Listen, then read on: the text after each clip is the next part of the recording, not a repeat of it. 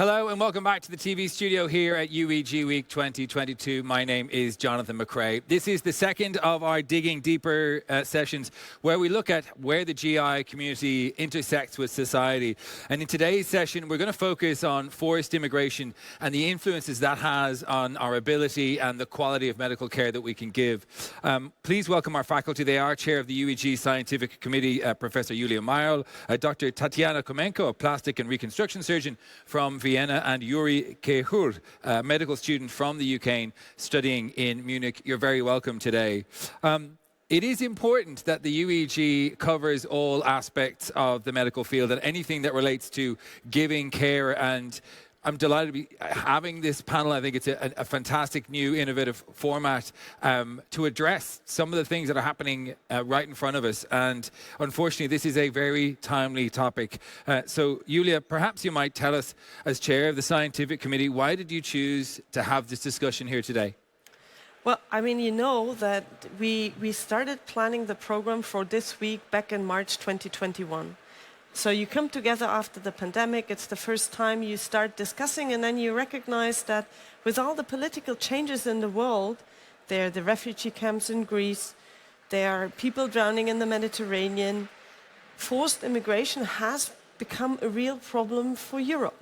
Yeah. And all of us and all the colleagues we actually developed the program with could tell a story, and mostly they are sad stories, but then also it's about the processes and structures. And we really thought that we should bring that to a broader audience, that it's our responsibility to contribute there. And I mean, obviously, after the full-scale invasion of the Ukraine, the topic has become even more pressing, with now 13 million refugees from the Ukraine being displaced. I mean, that's 30% of the total Ukrainian population. And 90% are women and children, and they need our support. And they need not only our political support, but they also need our medical support.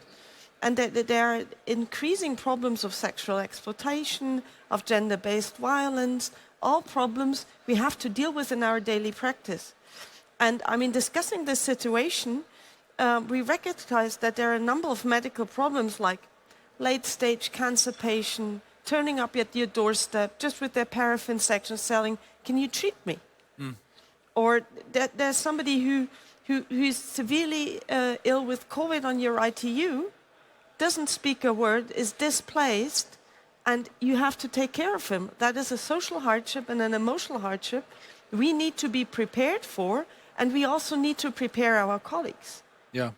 And I mean, this made us think that we should have a discussion here to also understand that diseases we have not seen for ages or are less frequently treated in our very well-developed parts of Europe, like tuberculosis, dengue fever, we should learn about that or need to know things about it. And this is why this is an important topic for UEG as well, and we thought, let's bring it up. Yeah. Tatiana, before Ukraine, what were your experiences in treating refugees and forced immigrants in a medical setting? First of all, I wanted to say thank you for inviting on this very particular and very interesting topic. And as a Ukrainian by birth and as an Austrian by choice, first of all, I want to say to the whole world, thank you. In the name of 40 million of Ukrainians, and for gratitude for donating your clothes, gratitude for opening your home and your hearts and taking all the Ukrainian refugees there, and also to my colleagues and medical doctors for working extra hours and supporting and trying to understand all of this. We are all very touched by your humanity, so thank you so much. And to my experience, as living in Austria, you know, Vienna is a very multicultural city, and we welcome everyone here. And as you said, we also have to deal sometimes right now with the diseases that we never had seen before. But I would like to give you a couple of examples. First wave what we have was a young man of Syria, as you know. And to deal with the Syrian young men as a woman, you need particularly ask them if it's okay to be treated from women. So you need to understand this cultural thing. As a second example, I would like to talk about Turkish migrants. As you know, for Turkish family is one of the most important thing. And that's why very often when you come to their hospital, you see that the whole family comes and sits together. And it can be a little slight problem for the people who are not part of the family, so the other patients. Or even my colleagues from gynecology, they probably would say that sometimes when the patient's screaming during the birth, it doesn't mean a pain. It's also a very cultural thing that you need to be aware of. Wow. Yeah, and for sure, Ukrainians right now, what I noticed personally, Ukrainians, due to the situation, what happened, they are a little bit afraid of loud noises. So when you something drop, you can see that they are they don't know how to react because of what they lived. And the second things, we also see a lot of people been diagnosed pretty late. So we see a lot of people on the late stage of cancer. And it's a big experience, also language experience, to be able to talk and explain and to make this decision together. It's not just the patient, but it's really this patients and the doctor, which is not always the easiest thing to do. Thank you. Has this happened to you, Yulia? Have you experienced someone coming to you late-stage cancer? How do you deal with something like that if you haven't got the language barrier, you haven't got the patient history, the communication, the culture, and so on? Well, it's tremendously difficult, and yes, it happens, and it frequently happens. So, I mean, I remember very well that there was an elderly man coming in with his paraffin section, late-stage colorectal cancer, and he had traveled from Lemberg, so live, to Munich, asking for care. And you look at this patient and you do all the workup, but it's so hard to explain to him that you say, well, you might have come too late. You see the hope in the eye, you see the hope of a very well-developed medical system, and then you start treating this patient, while if he would have been from your home country, you just say, well, we're awfully sorry, you try to explain all the things. It's better we are not start chemotherapy on you because we are coming too late, and that might even be more dangerous to you than doing nothing.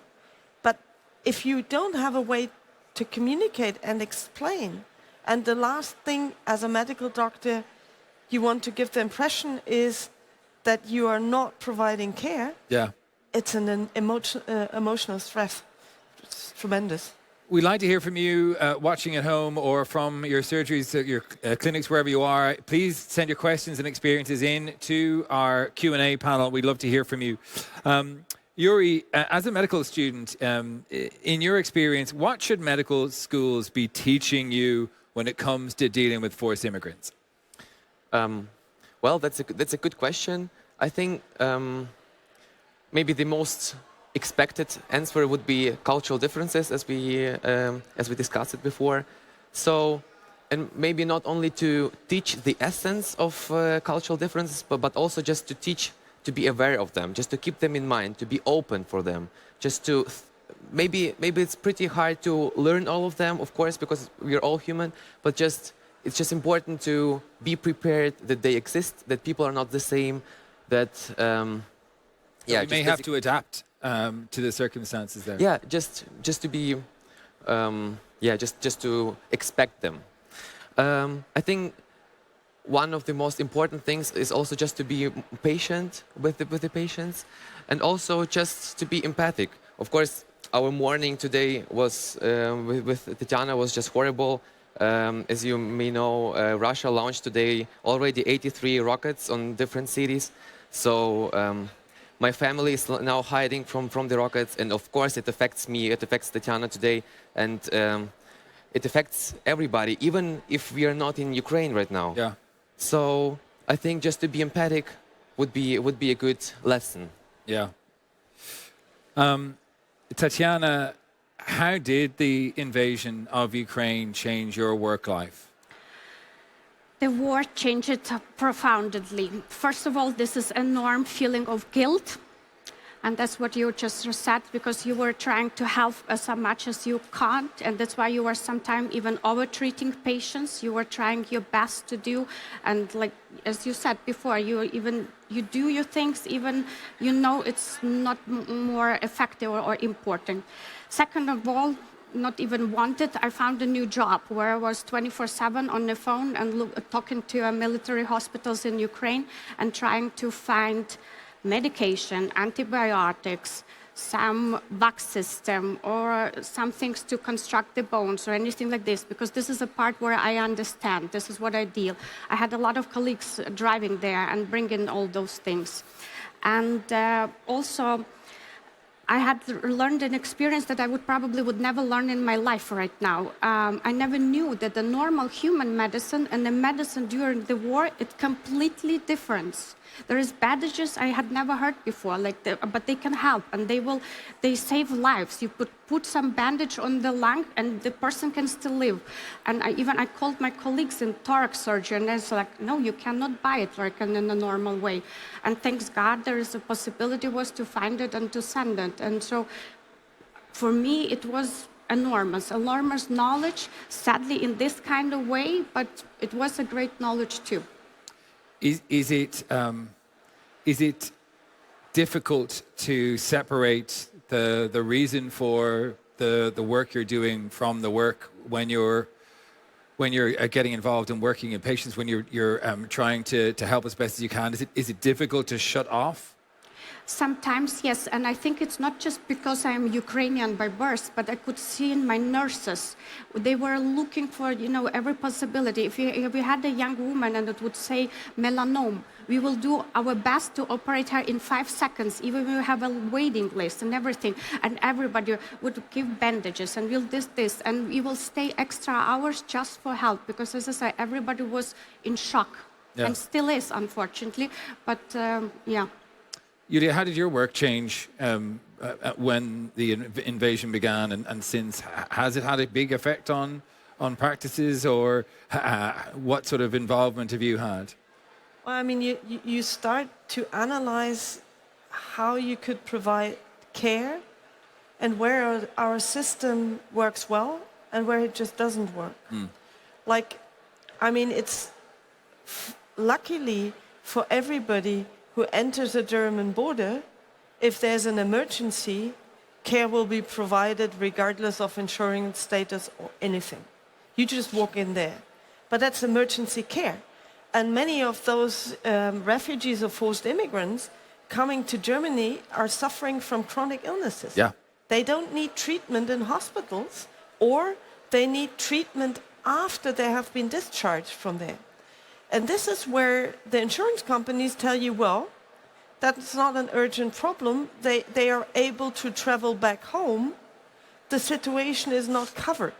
And this is when you have lots of paperwork to do, because from a humanitarian standpoint, it is very clear that somebody who broke his leg, it's fixed in the hospital, needs some rehab care to be back on his feet. Yeah. And this is when the problem started, and you have never ever thought about that. And I mean, usually that's one patient in a year, but in a situation of the full-scale invasion and the growing number of immigrants, it's daily routine, and we are not prepared for that. And I think we have to go back there and overthink our systems. Yuri, as a medical student, you somehow managed to secure 3 million euros worth of equipment and supplies in a very short space of time to get to Ukraine. Can you tell me a little bit about how you even begin to do something like that, and what the process was, please? Well, I think I'm just gonna give you some steps. Maybe the first thing what you need, you just need to understand what is needed, basically. And in order to get this information, you need a huge network, what we basically have, because in the framework of our Association of Medical Doctors in Germany, and also due to cooperation with Ministry of Health of Ukraine, we know live what is needed right now and where exactly, in which hospital or where in which spot of the front line. Right. So we know exactly and live every day what is really needed. And if you get this information, if we already know, okay, we need this and this, then you have a question, okay, how to get it? So basically, we work with with every hospital in Bavaria, with a huge amount of private doctors and also with manufacturers. So basically, with everybody who can give us some medicines, technical equipment, technical medicine. So basically, we just asked them if they could give us something or something that they don't need anymore, or just something for us so that we can ship. So okay, then we get it, and then you have another question. Okay, if you have it here in Bavaria, that it doesn't help. Of course, you need to deliver it. So within the framework of Association of Medical Doctors in Germany, we are doing it since 2014. So we have a huge experience. We have our own logistics. We have our own buses, our own bus drivers. So it means that we can deliver everything that we get in 24 hours from the hospital in Bavaria, just right to the hospital in Ukraine, or just to the spot on the front line.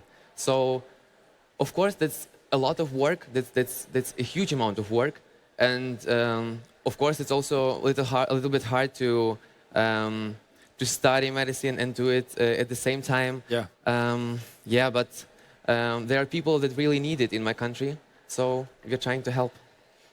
What about the transport of the medicines? Obviously, it seems nothing is particularly safe in Russia, in Ukraine, and there's danger across those routes.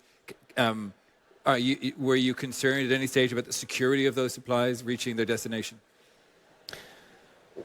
You mean for the drivers, for the drivers, and for the supplies? Of course.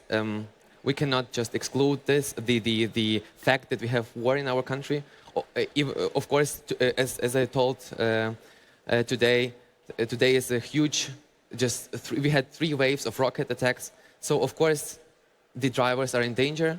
But the thing that's somehow a power of being Ukrainian, that you are just fearless. So, Yulia, tell me about your experiences in treating forced immigrants, and what you think the audience here needs to know about.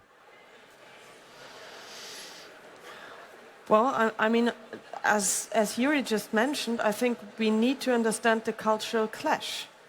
And just to give you an example, in Ukrainian rituals, a dead body has to be buried within 72 hours. That is something which is very uncommon in Germany. But then you are forced with the situation on your ward, not only that you have a very emotional family, which is understandable, but also something which we do not experience that often. So usually Germans mourn in private and not openly, and it's the same as Tatiana said with for example, a Turkish family, that they want to take the body. Yeah. And that's just impossible by German law. And I said, yeah, but we have to bring it back to Ukraine within the next 72 hours. And then you say, well, that's impossible. And then you have a long discussion in a situation where you don't want to have discussion, but you just want to consolate the person and say, I'm awfully sorry for your loss, and I'm sorry that we couldn't do more. And you're coming up with paragraphs and say, well, our law, paragraph X, Y, Z, doesn't allow you to do so. So it becomes bureaucratic in a situation where you don't want to. And that's the worst situation to be in, really, where you are trying to deal with grief, and you have laws that prevent you from doing what you want to do. Tatiana. I just wanted to add to Yuri's answer. In my experience, it's social media. I would never think so, but a lot was done through social media. And this is how the groups were connected and how the people were connected. And it was also a lot about just trust.